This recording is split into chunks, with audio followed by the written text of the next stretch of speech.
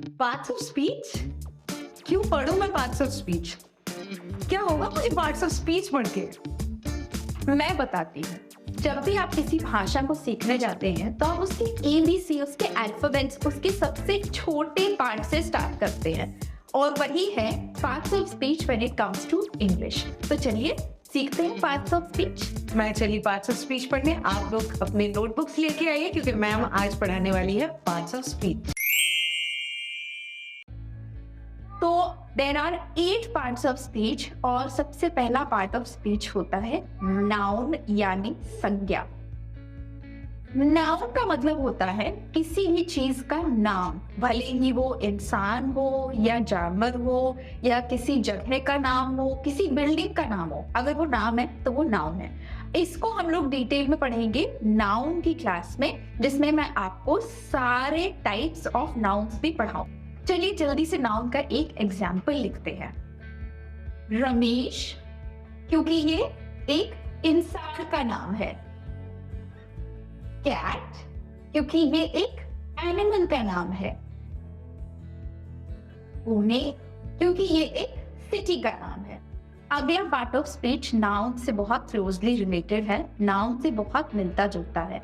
It is called pronoun.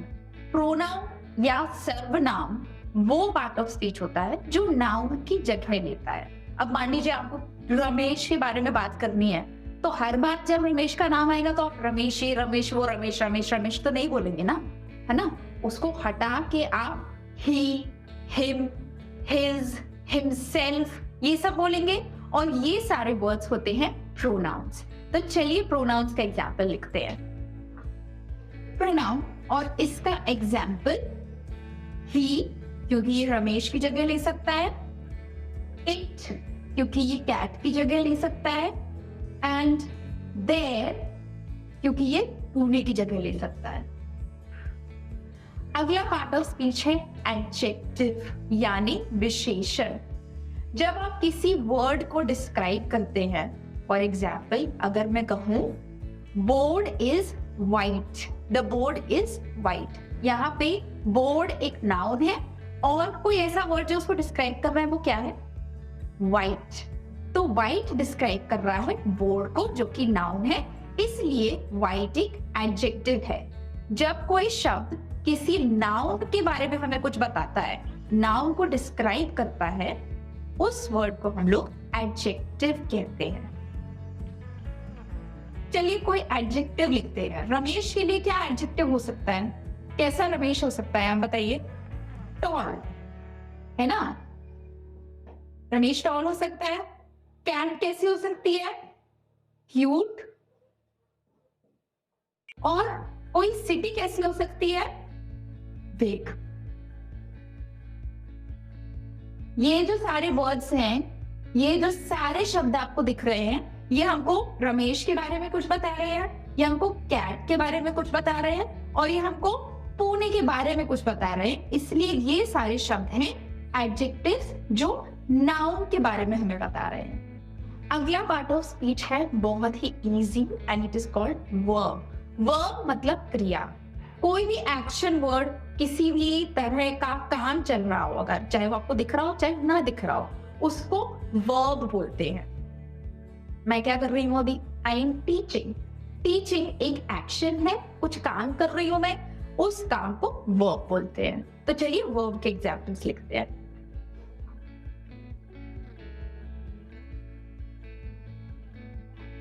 Ramesh क्या कर रहा हो सकता है? डांस। कैट क्या कर रही हो सकती है? स्लीप।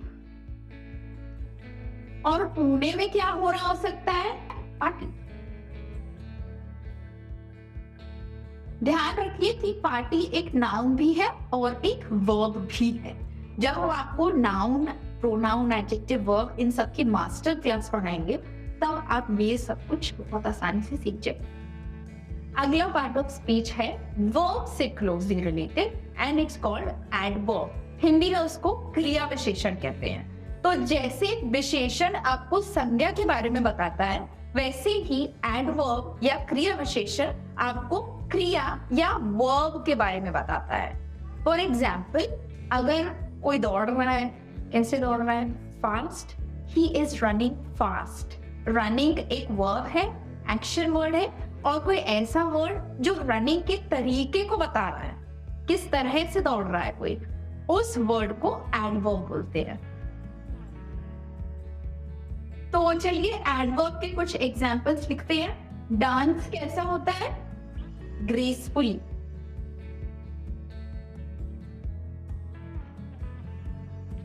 स्लीप कैसी होती है? डीपली। और पार्टी कैसी होती है? हैप्पी। भी दुख में तो कोई पार्टी नहीं करेगा ना, हैप्पी। अगला पार्ट ऑफ स्पीच है प्रेपोजिशन। अब प्रेपोजिशन थोड़ा सा आपको कॉम्प्लिकेटेड लगेगा, बट वो है नहीं। प्रेपोजिशन, मान लीजिए आपके पास कोई सेंटेंस है, ठीक है, उस सेंटेंस में कोई आदमी है और कोई जगह है, तो उस सेंटेंस में अगर कोई ऐसा वर्ड है जो आपको बता रहा है कि आदमी का उस जगह से क्या रिलेशन है, वो वर्ड होगा प्रेपोजिशन। फॉर एग्जाम्पल,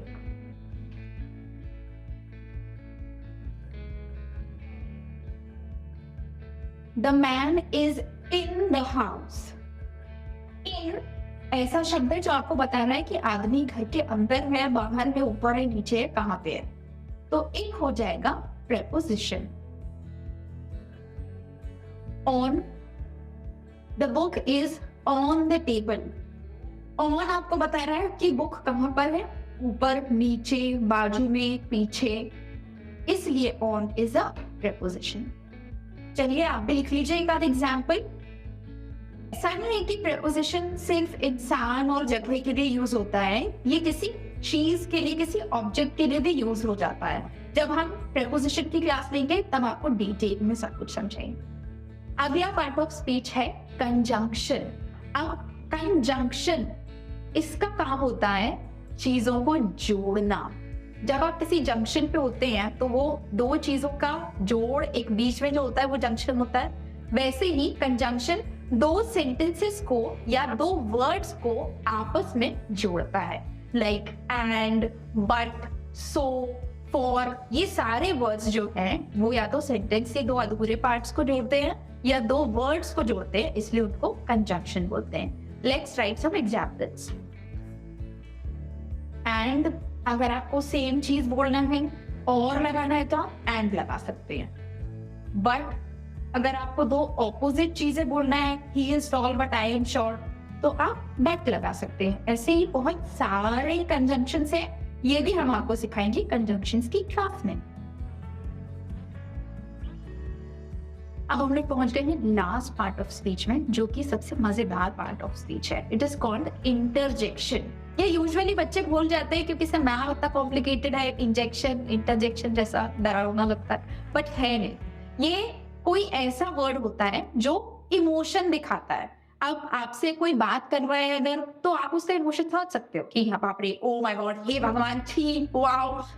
लेकिन राइटिंग में अगर आपको इमोशन देखना हो तो आप कैसे समझेंगे? तो आप यूज करते हैं interjection. Words like wow, oh my god, oh no, ये सारे वर्ड्स होते हैं interjections. Let's write some examples. तो इंटरजेक्शन की स्पेलिंग पे ध्यान दीजिए क्योंकि थोड़ी सी लंबी है, डिफिकल्ट नहीं है, बस लंबी है। तो क्या सोचा आपने कोई एग्जाम्पल इंटरजेक्शन का? बताइए। सुंदर ड्रेस को देख के आप क्या बोलेंगे? वाओ। गंदे नाले को देख के आप क्या बोलेंगे? छी, एव, ओह नो, यक। हो गया इंटरजेक्शन। और हाँ, एक बात हमेशा याद रखिए कि जब भी आप कोई इंटरजेक्शन लिखते हैं तो उसके साथ एक्सक्लेमेशन मार्क जरूर लगता है। This is an exclamation mark.